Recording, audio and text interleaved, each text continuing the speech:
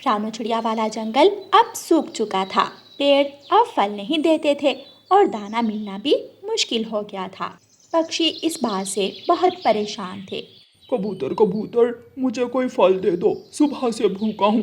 कभी इधर उड़ रहा हूँ तो कभी उधर। मेरा तो बुरा हाल हो गया है भूख से। कालू, मैं तो खुद भूखा हूँ। जो दाना इकट्ठा किया था वो तो खत्म हो गया।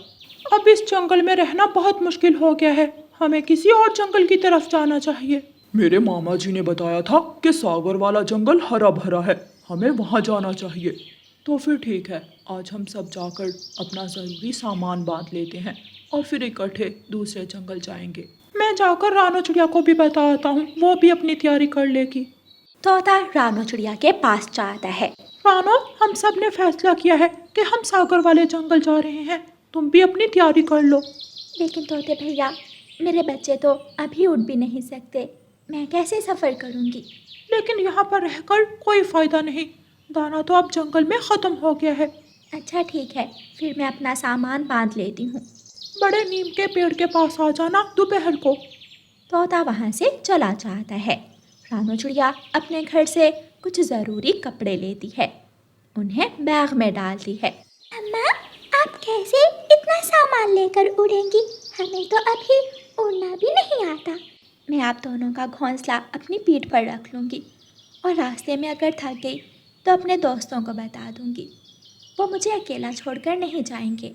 फिर रानू चिड़िया बड़े नीम के पेड़ के पास चली जा है। बाकी पक्षी भी वहाँ आ गए थे। देखो रानू चिड़िया, हम तुम्हें पहले ही एक बात बता देते हैं कि हमने दूसरे जंगल जल्दी पहुंचना है, तो रास्ते में कहीं भी रुकना मत। वो सब अपना सफर शुरू करते हैं। बहुत तेज धूप और रानू चिड़िया के सामान और अपने ऊपर रखे घोंसले की वजह से रानू चिड़िया जल्दी ही थक जाती है। वो थोड़ी दूर जाकर एक पेड़ की छांव में अपना घोंसला रख देती है। कालू कौवा उड़ते उड़ते पीछे मुड़कर देखता है।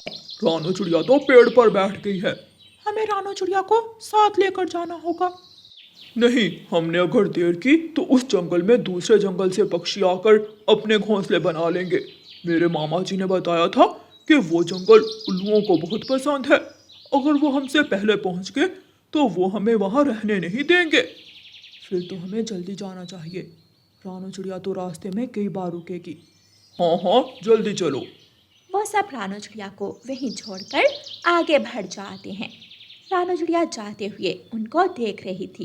रानू चिड़िया की आंखों में आंसू थे। मम्मा, आपने तो कहा था कि आपके दोस्त आपको छोड़कर नहीं जाएंगे।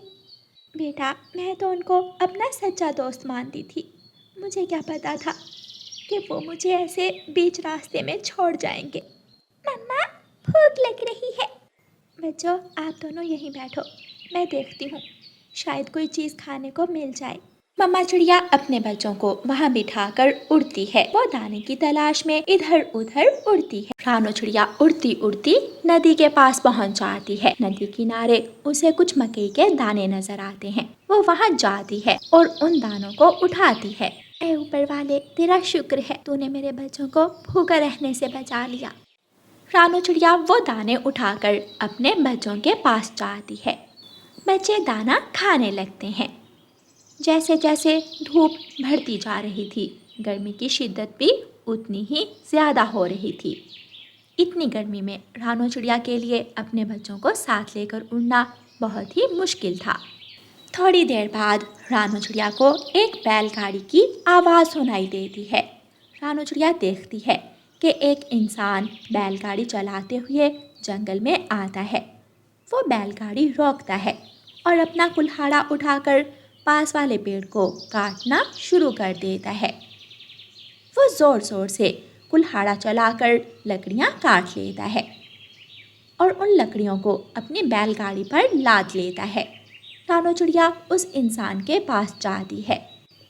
इंसान, मैं दूसरे जंगल जा रही थी, लेकिन मेरे बच्चे अभी छोटे छोटे हैं, वो उड़ नहीं सकते।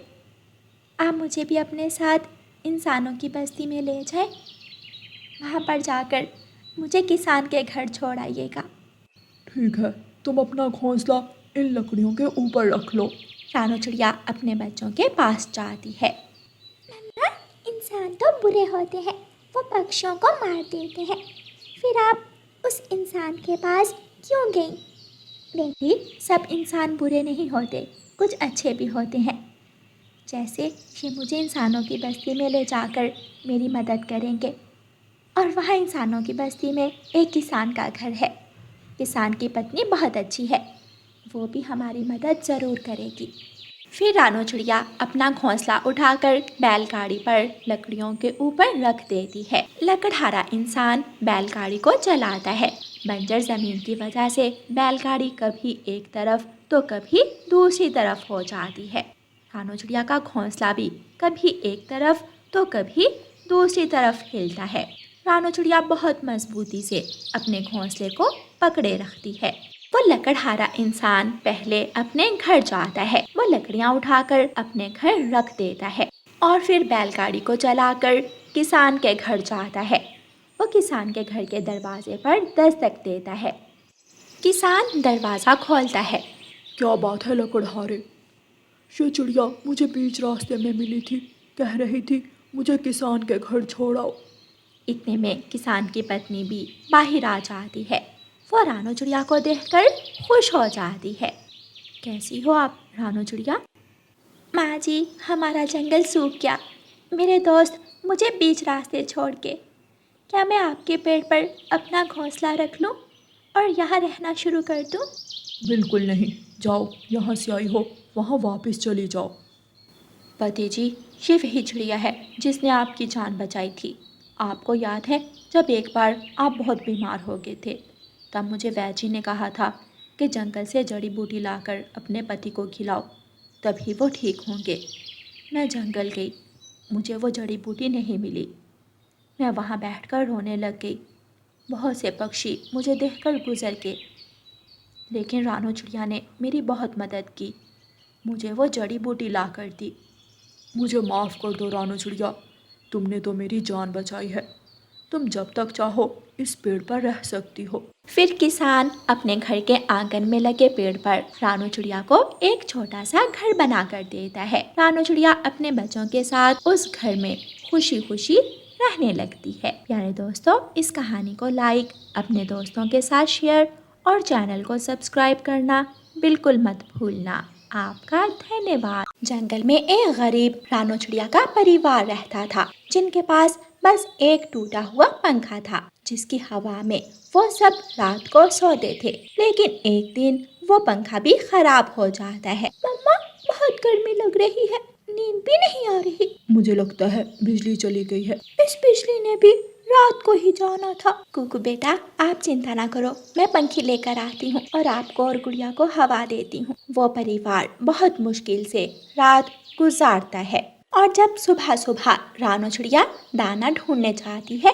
तो उसकी मुलाकात मैना से होती है। कैसी हो रानो चिड़िया? बस मत पूछे मैना बहन, रात को बिजली चली गई और इतनी मुश्किल से रात गुजारी है। नहीं रानो बहन, कल तो सब जगह बिजली थी, शायद आपके घर का पंखा ही खराब हो गया होगा। घर जाकर रानो चिड़िया मानो चिड़े को बताती है। मानो चिड़ा पंखा खोलता है और उसे देखता है। हाँ रानो, ये तो सच में खराब हो गया है। मैं ऐसे करता हूँ कि अपने सेठ के पास जाता हूँ और उसे बताता हूँ, वो मेरी मदद तो ज़रूर करेगा।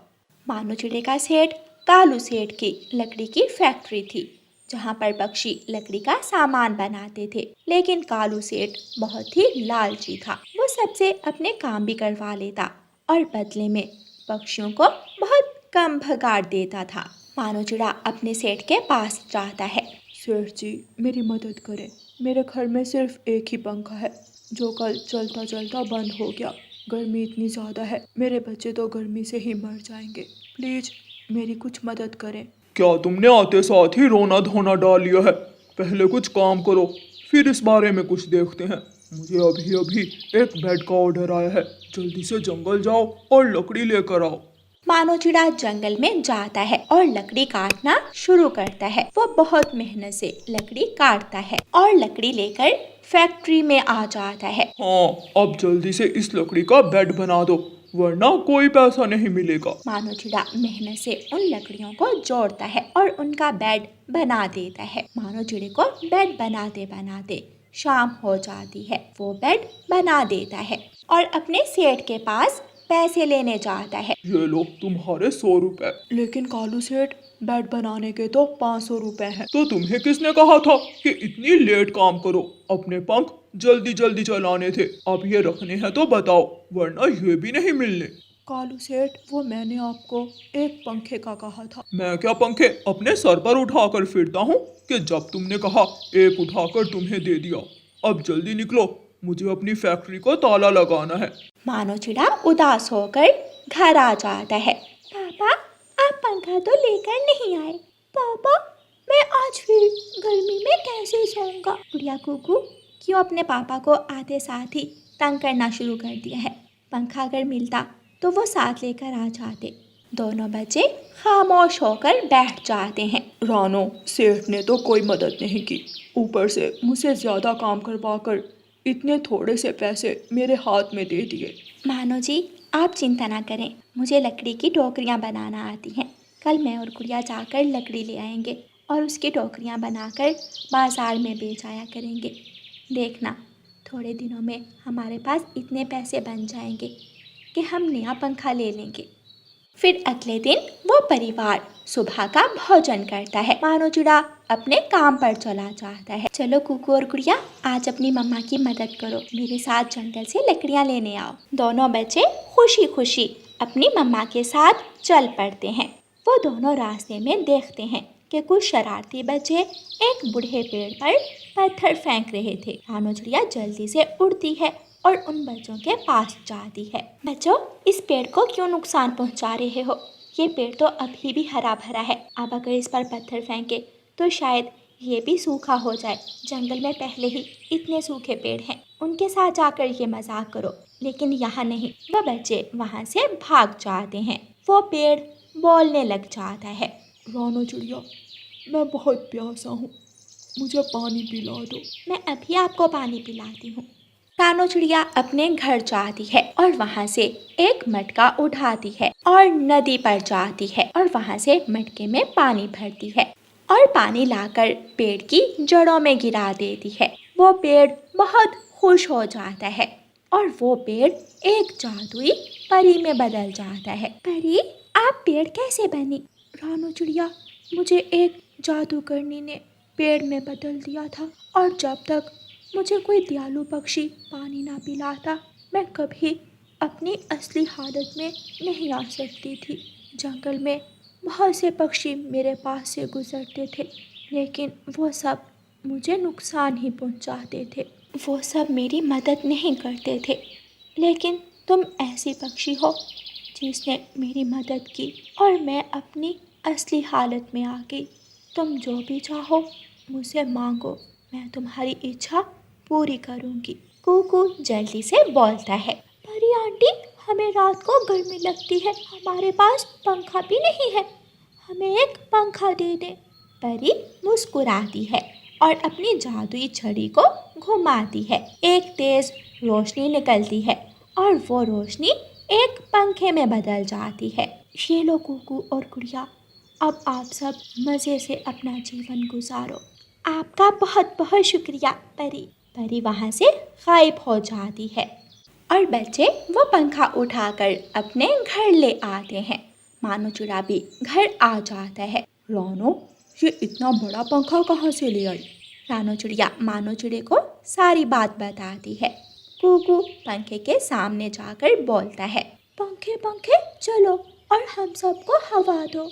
पंखा चलना शुरू हो जाता है और बहुत तेज हवा देता है। ये पंखा तो बहुत ठंडी हवा दे रहा है, अब तो कोई मुश्किल ही नहीं होगी। मम्मा, आज आप पकोड़े बनाइएगा। तभी वो पंखा पकौड़ों की प्लेट गुड़िया के सामने रखता है। सब पंखे की तरफ देखते हैं।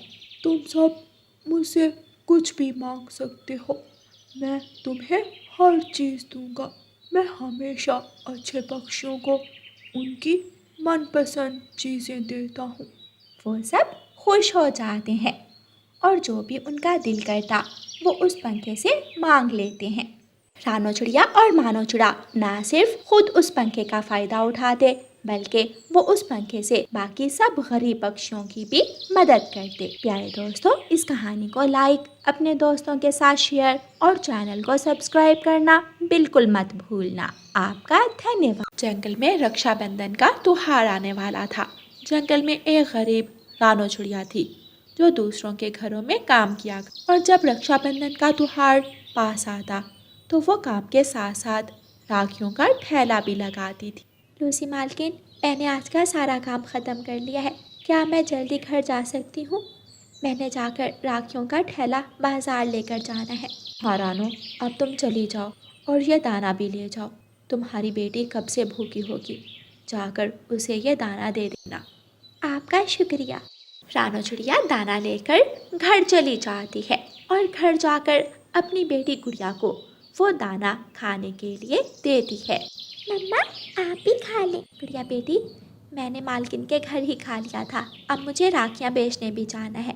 आप अपना ख्याल रखना और दरवाज़ा बंद ही रखना। मम्मा, आप अभी अभी तो आई हैं और इतनी थकी हुई हैं, आप कैसे जाएंगी? आपको आराम करना चाहिए। गुड़िया बेटी, अगर मैं मेहनत नहीं करूँगी तो आपको कौन आपकी मनपसंद चीज़ें ला कर देगा। मैं नहीं चाहती कि मेरी बेटी मेरे पास पैसे ना होने के कारण अपना दिल ख़राब करे और दूसरों के सामने हाथ फैलाए। अच्छा, मैं अब जा रही हूँ। फिर रानो चिड़िया अपना राखियों का ठेला बाज़ार ले जाती है। बाज़ार में कई तरह के पक्षी गुजरते हैं, कुछ अमीर होते हैं और कुछ गरीब। एक अमीर कवि अपनी बेटी के साथ रानो चिड़िया के ठेले के पास आती है। मम्मा, ये देखें कितनी प्यारी राखियाँ हैं। ये फूल वाली राखी तो सबसे प्यारी है। मैं अपने भाई के लिए यहीं से एक राखी खरीद लेती हूँ।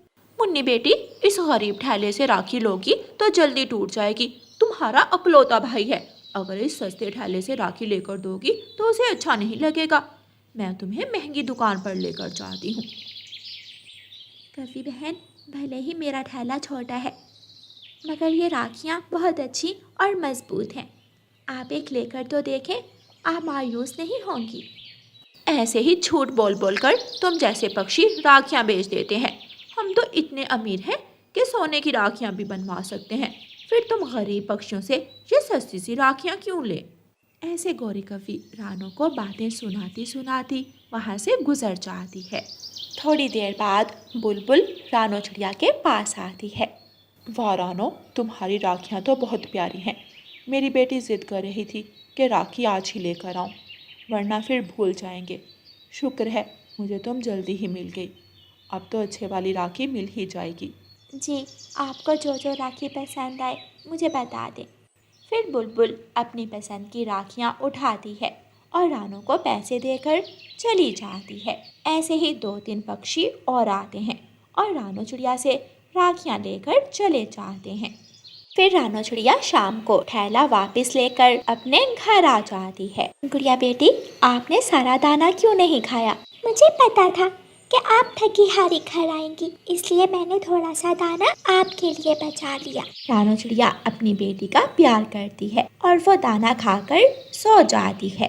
अगली सुबह रानो चिड़िया फिर से अपने काम के लिए निकल जाती है। पीछे से उसकी बेटी गुड़िया सोचती है, मेरी मम्मा पहले दूसरों के घरों में जाकर काम करती हैं और फिर राखियाँ बेचती हैं। आज मैं अपनी मम्मा की जगह राखियाँ बेचने चली जाती, फिर मम्मा को ज़्यादा काम नहीं करना पड़ेगा।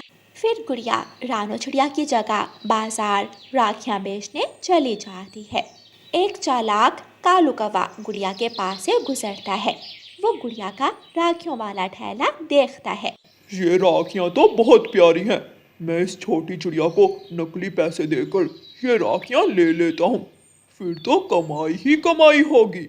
वो चालाक कौवा गुड़िया के पास जाता है। तुम्हारे ठेले पर तो सारी राखियाँ बहुत प्यारी हैं। जी हाँ, मेरी मम्मा ने ये राखियाँ अपने हाथों से बनाई हैं। ये लो पैसे और मुझे ये सारी राखियाँ दे दो। सच? आप ये सारी राखियाँ लेना चाहते हैं? हाँ हाँ, ये लो पैसे। गुड़िया बहुत खुश हो जाती है और वो कालू से नकली पैसे लेकर उसे सारी राखियाँ बेच देती है। जब शाम को रानो चिड़िया घर आती है तो गुड़िया अपनी मम्मा को पैसे दिखाती है।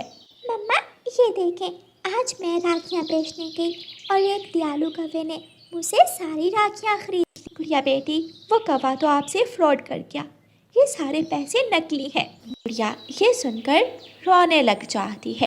सॉरी मम्मा, मैं कोई काम भी ठीक नहीं कर सकती, सॉरी। गुड़िया बेटी, कोई बात नहीं, कोई भी चीज़ मुझे आपसे ज़्यादा प्यारी नहीं है। अगले दिन रक्षाबंधन का त्योहार था। गुड़िया बहुत उदास थी क्योंकि उसका तो कोई भाई नहीं था जिसे वो राखी पहना सके। गुड़िया बेटी, आप उदास क्यों हो? मेरी मालकिन लूसी का बेटा कीकी भी तो आपका इतना ख्याल रखता है, आप उसे राखी पहना देना। वो तो मुझे पहले भी कहता है कि मैं गुड़िया के हाथों से ही राखी पहनूंगा। गुड़िया खुश हो जाती है और अपनी मम्मा के साथ कबूतर के घर जाती है। मम्मा, आज तो मेरी बहन गुड़िया भी आई है।